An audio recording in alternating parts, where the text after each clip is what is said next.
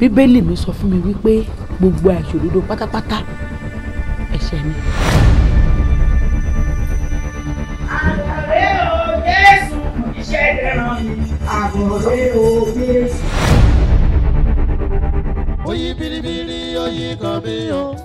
Oyi o, oyi biribiri oyi kan mi o. Ó dẹ̀ ti fi dá mi lójú wípé èmi nìkan lòun máa fẹ́. Àwẹ̀ o lórí irọ́ rẹ nì. Kí lorúkọ tó ń pe màmí ẹ̀ ládùúgbò? Ìyá àdúrà.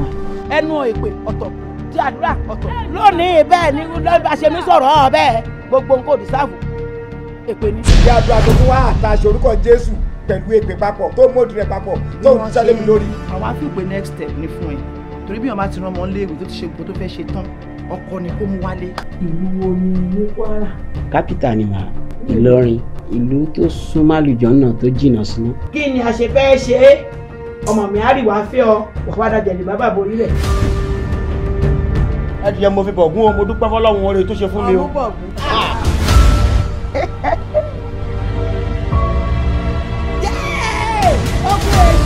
Definitely o lè ní o.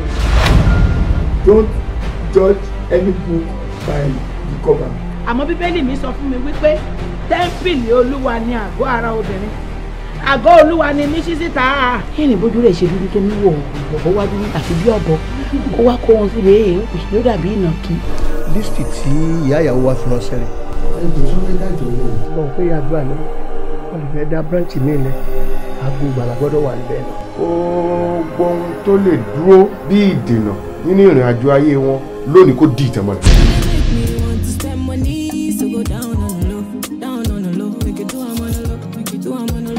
Ọdún lùkúlùkù bá a gbò, ọdún olóde á gbò mọ́lẹ̀, ọdún ṣọ̀pọ̀nà á pa.